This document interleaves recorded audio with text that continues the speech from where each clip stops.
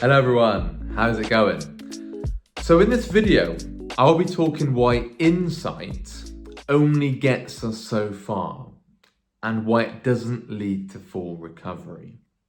Because what I tend to often hear is that people gain a great knowledge on how OCD is operating, and they will, because if you're experiencing chronic severe OCD, you'll know the ins and outs. You'll know what's going on, right? You're living with it. You're experiencing all the nuances, all the intricacies, all the complexities of the disorder. You are living with that, okay? So you're going to know what's going on. Now, how it operates and the nature of the disorder, we obviously advise in coaching calls, and you can see, right, I can see it's doing that now. Right, I can see why it's latching to that. Okay, cool. Yes, I can see how it operates. I can see why it's latching to that. I can see why that triggered me. Oh, I can see why that compulsion isn't working. Okay, but insight is one thing. Because the problem is, with OCD, we often think we are the exception, right? We often think that we are the treatment-resistant case. We often think that ours is different to everybody else's. But remember that all of us here have had OCD on the team. We've all suffered chronically from obsessive compulsive disorder, and we know what that's like, right? None of us here on the team haven't been at rock bottom. We've all been at rock bottom. We've all been at the depths of hell with OCD, okay? So we don't need persuading on how it operates. The goal is, how do we recover? How do we overcome this, right? So what I'm saying here is that insight into what's going on is crucial. It is. You're going to need knowledge on how the disorder works and all the ins and outs of it, yes.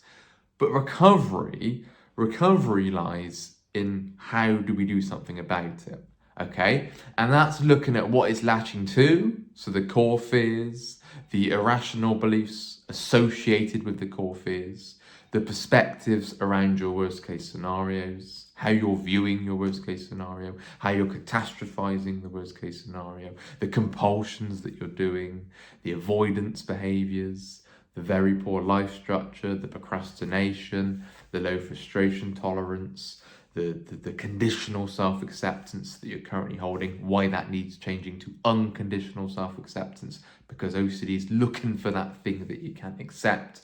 Always remember that when you're triggered or when you're suffering or when you feel stuck, it is because OCD has latched to this thing that you can't accept. It's latched to the thing that you are scared of. It's latched to the thing that you feel like you could never, ever get over if it were true. So breaking down worst case scenario, breaking down our perspectives around the worst case scenario is absolutely critical. Now, the reason insight only gets us so far is because you could spend the rest of your life knowing how OCD operates, but not doing a damn thing about it, not changing any behaviors, not cutting any compulsions, not breaking down any of the fears on paper with your disputed work, not reading any of the books, not facing your fears, not doing anything about your lazy behaviors and your lazy habits, doing nothing about life structure, okay? So you can have a great understanding of what's going on, but it's what you do. It's putting that into action, okay? Putting the work in that's going to help you overcome obsessive compulsive disorder and put that into action and not just settle for knowing what's going on. And it goes back to the famous quote by Albert Ellis, and I quote this very regularly because it's so true. It's that people get a damn thing. No, I've completely got that. I've got that quote completely wrong, okay? The quote goes like this. People get great insight into what's bothering them, but they don't do a damn thing about it, okay? And an OCD sufferer tends to do that, okay? And when we're stuck in the negativity cycle, okay? When we're stuck in the, oh, this is so bad, the whining, the complaining, the venting, the anger, the aggression, I understand all that. OCD is very, very difficult to live with. I don't need persuading on that. None of us here need to be told how difficult OCD is. We can tell you that for a fact because we've lived it. We have lived experience of OCD. We've all been at rock bottom. Yes, he's going to feel like yours is different. You're going to feel like you're the treatment-resistant case. Of course, you're going to feel trapped. You're going to feel broken. You're not. You're not alone. Okay, you're really, really not. There's always hope. But we don't need persuading on how difficult it is because we have been there ourselves.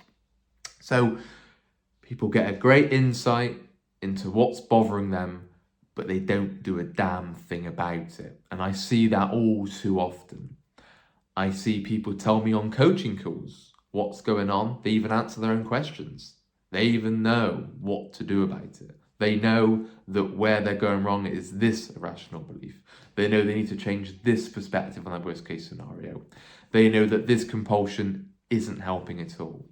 And they know that their poor life structure is fueling OCD, right? They know that their procrastination isn't benefiting them. They know that, right? But that is where the insight stops. Insight all the way up to that and what's going on, but then it stops because the next step is, what do you do about it? Putting the recovery tools into action, putting them into practice, consistent practice, work and practice, regular disputing work, regularly doing exposures to face your fears set by your coach, looking to make tweaks and changes to your behaviors, looking to change things. Always remember this, that your old self got you into this current situation. So your new self, as in your more rational self, your more accepting self, the behavior shifting self, if that makes sense, so you having different behaviors, that's going to pull you out of the hole. That's going to pull you out of the rut, okay? Let's use an analogy here. If somebody is struggling with alcoholism, what's got them into that position? Well, it's their consistent drinking and it's their low frustration tolerance around the urge to drink that's got them into that situation. To get them out of that situation isn't going to be consistent drinking. It isn't going to be a low frustration tolerance.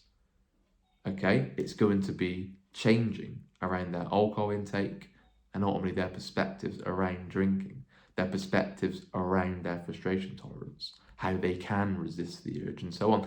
And we're very similar with OCD because what tends to happen is that people will just dwell on the negative. And when I was stuck with OCD, the reason I found this quite frustrating, especially in OCD forums, I found this incredibly frustrating because in OCD forums, it was just the whole attention and the whole topic of the conversation was just how bad OCD was and how fucking shit life is with OCD and how it is the worst thing ever and how it can't get any worse.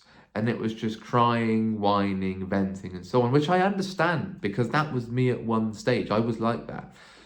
But the thing that frustrated me and really annoyed me was that where is the energy to get better here?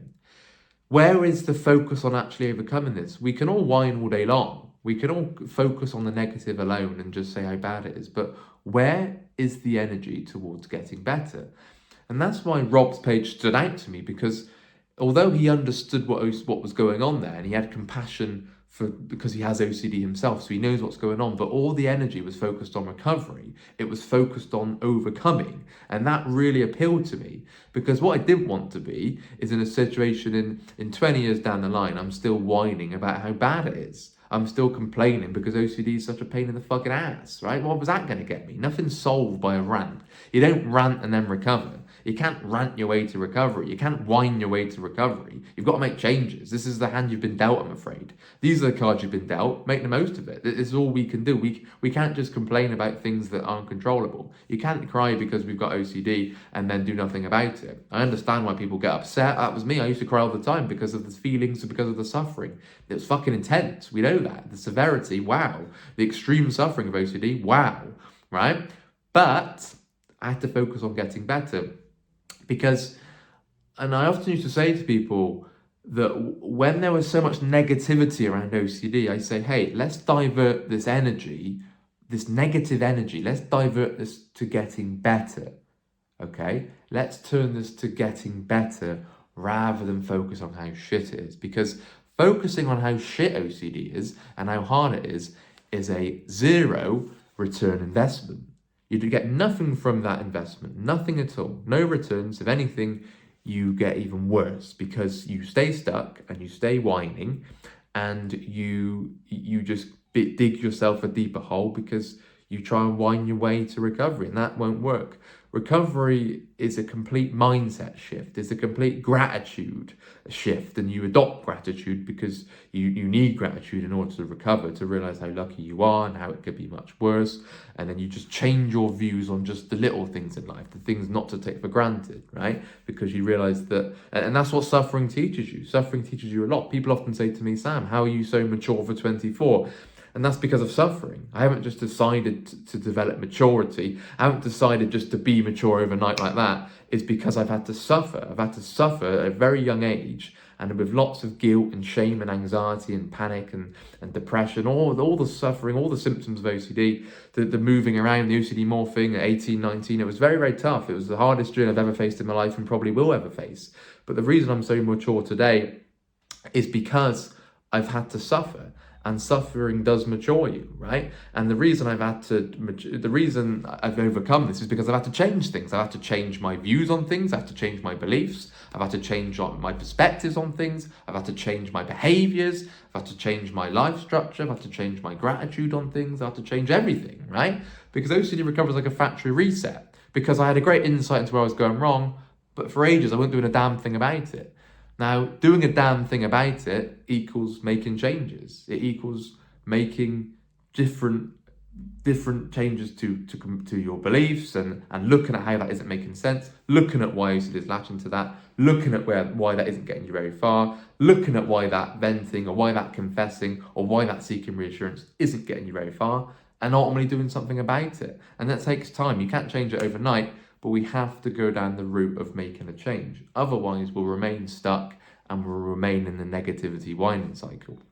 And that's not where you want to be, because recovery does not equal whining. You don't whine, right? I'm a human being, I get frustrated, yes, but I don't whine because I'm constantly focused on what's the problem, how do I deal with it, how do I overcome it? And that's come from OCD suffering, because I've realised that whining and complaining about how things should or shouldn't be, oh, that's so unfair, gets you nowhere. It's a zero return investment. So I'm constantly focused on how do I overcome, and you get better at overcoming obstacles with the robust natured mindset that you build through recovery, and you get good at just dealing with problems, right? It doesn't mean you become problem free. I'm certainly not immune to problems. I'm certainly not exempt from problems.